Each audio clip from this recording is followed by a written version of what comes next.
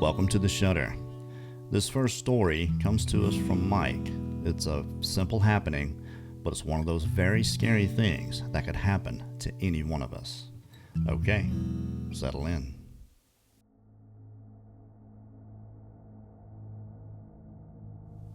I hesitate to write this story for obvious reasons.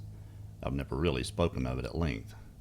Since the advent of the internet, I've been drawn to sites like yours in search of some meaning as to what happened to my son and I 25 years ago. I took my 5-year-old son on his first fishing trip. We live in a small town with many lakes. In fact, our credo is the city of lakes. I decided to take my son to a small lake that was well stocked with lake trout, ensuring that he'd catch his first fish. In order to approach the lake, there was a small footpath about 125 feet in length. We scaled the small rocky path and set up camp. We were so close to the road we could hear traffic and actually see the back of a house through the trees.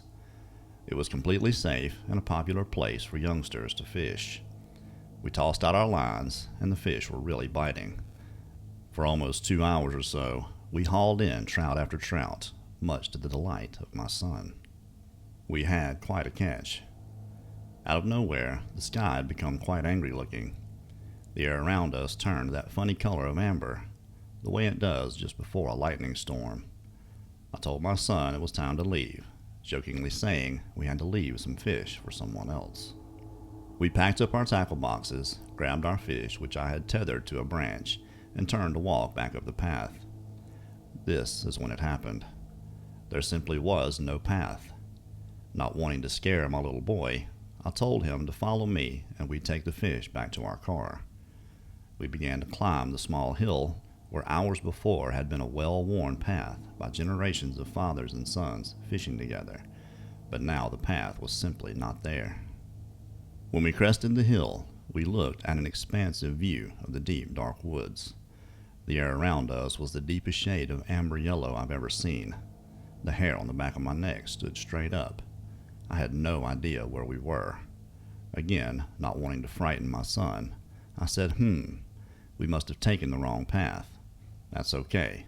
We'll walk through the woods and come out at the road. My son said, okay, Dad. This was impossible. Inside, I was admittedly terrified. How could this be? Where were we? I had taken him to a lake that was plopped dead center of the city. Streets on all sides. Heck, even a mall was just down the road. I looked around. There was no path, so I just started off toward the woods. That was a mistake. As we entered the woods, it became very thick, and we soon found ourselves crawling over logs, through heavy brush, a huge marsh, and eventually another lake. This lake had huge boulders around its circumference, and man was it deep.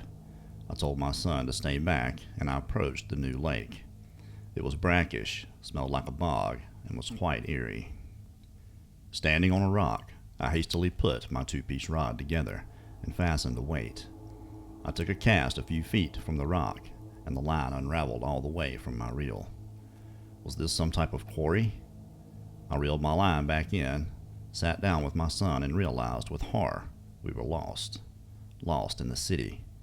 The air was almost crackling and yellow, deep, deep yellow. Worst of all, it had begun to get dark. I looked at my watch, and we had been walking for 5 hours. Again, this was impossible. It was time for business. I took my son's hand, threw all of our fish away, and left everything in the bushes except for our 2 rods. I began to walk in the direction we had just come, not saying anything, now unencumbered by any gear that we were carrying. My boy, by now, had sensed the seriousness of the situation. Up to this point, it had all been a great adventure. We walked straight as the crow flies for about 2 hours. I had an awful feeling if we didn't get out of these woods before dark, something bad was going to happen. To this day, my son still feels the grip I had on his hand as I bulldozed us through the forest. Miraculously, somehow, we rounded a bend and were on the original footpath we had started our day on. We turned, and there was the house, or the back of it. We crested the hill, and there was our car. I'll never be able to explain the relief that washed over me.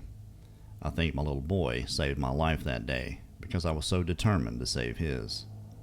What was supposed to be a 2-hour day, leisurely casting our lines, became a 9-hour odyssey. I've researched possible scenarios explaining what happened to us that day for 25 years. The closest I can imagine or believe is something called a time slip. At times, I had the intense feeling of being watched as we crashed through the woods. As God is my witness, it's 100% true. My son and I had lost, by my rough calculations, over 7 hours that day, and we lost all of our trout. Yours truly, Mike, aka Noche de Ipsum. Wow, what a terrifying experience that must have been. I've been lost in a familiar place, but it was dark and rainy, and I'm gonna tell you, when it gets dark, the woods look the same in every direction. But to have a 5-year-old, I can't imagine having that stress. Mike's handle, Noche te Ipsum, is Latin and it means know thyself. I can imagine you learned quite a bit about yourself that day, my friend. Thank you for sending that in, Mike. This next story comes to us from South Louisiana, and it is definitely shudder-worthy. In 2002, I coached the Oak Valley High School football team to the Louisiana State AAA Championship. It was our school's first ever championship in any sport. What I'm about to tell you happened after our first road playoff game. Between Twin Bridges Road and Highway 28 is Valentine Lake Road. It was a shortcut back home for me and my starting linebacker, William. We had just punished Red Hill High and was packing up to head back. The team rode the bus to the game, and I had driven my Jeep. William lived near me, so I asked if he wanted to ride to save him from backtracking to his house. He agreed, of course. He put his gear in the back and buckled up for the trip. We rode for a few hours, talking about the game and the challenge that lay ahead of us. It was past midnight when we got to Valentine Lake Road. That road is notorious for winding S-curves and steep hills. It's also lined with tall pines that make it very dark and claustrophobic at night. We were somewhere close to halfway down Valentine when this happened. We were coming down a particularly steep hill when Will spotted something dark standing on the right side of the road. "What's that, Coach?" Will asked. "I don't know, Will. It looks like a bear, maybe." We were a good 80 yards away from it still.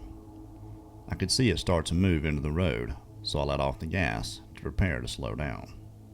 When I saw it starting to move on across, I got back on the gas. As we got up by the thing, it was just walking into the woods. It was definitely walking upright, like a man. I was watching as we went past it when Will shouted, "Coach, look out!" I quickly looked forward, and standing 30 feet right in the middle of the road was what I can only describe as an Ewok from Return of the Jedi. It was about 3 feet tall and covered with jet black fur. I swerved hard to the right, just missing the creature and running off onto the gravel shoulder. We started to fishtail, and I could feel the back end of the Jeep coming around. I had to get it straight. This is a Jeep after all, a 79 CJ, and it will roll over. I turned into the skid and laid off the brakes. The Jeep straightened out, but we were still going about 20 miles an hour and headed for the pines. I cut back left and managed to miss the trees, but still ran up into the woods about 40 feet. We were stopped, just sitting there in the woods, both absolutely shaken and thinking about whatever that was crossing the road. I threw it in reverse and tried to back out of there, but we were stuck. Thank God we had four-wheel drive, but I had to get out and lock in the hubs first. As soon as I opened the door, I heard something hit the roof. Then right after, a hit on the hood. I yelled at Will to lock the other hub in quick. He was frantic. "What was that, Coach?" "I don't know. Just lock that hub so we can get out of here." He scrambled to get out of the Jeep. He locked the hub and started to get back in. I got my side locked, and as I stood up, I heard something hit the tree right by me. Then we heard the scream. It was a long, droning cry that sounded like a wolf and a bear put together. It was so loud it vibrated the Jeep. When it started, I quickly ducked my head. Though it was coming from across the road behind us, I first thought it was right by me because it was so ear-piercingly loud. Will was yelling, "Let's go, let's go." I jumped in, dropped it in 4 low, and blasted out of the woods and back onto the road. I struggled to get it back into 2 high for a second, but finally did, and we burned it out of there. I drove the rest of Valentine with my bright lights on and paying close attention to the road ahead. Will kept asking if I thought that was Bigfoot. I finally told him, "You saw it. What else could it be?" Neither one of us knew what to say, but we're both thinking about it. Will just started saying, "Those things are real, Coach Hale. Bigfoot are real." "It sure looks that way, Will. I don't know what else that could be." I finally got him home and drove on to my house. That Monday, he came in my office and asked if I had told anyone. I told him no, and I recommended he keep it to himself for now. He agreed. We knew we'd both carry the weight of much ridicule if we said anything. It was our secret for as long as I knew him. We lost the championship 2 weeks later, but went on to win it all in 2004. He went on to Louisiana Tech, and I never talked to him again. I coached there until 2012. I never saw or heard anything like what we ran across that night, but there's no doubt in my mind that there are Sasquatch living in the dark woods of Valentine Lake Road. You know, when I hear an account like this, I have to wonder how many times has something like that happened with a different outcome. You know, like people that just disappear. Yeah, that thought right there makes me shudder. Okay, if you'd like your story told, just email it to me and I'll be happy to tell it. You can find it right there in the description. Give us a like and a share. Thank you all so much for listening, and I hope to see you back here next time for The Shudder.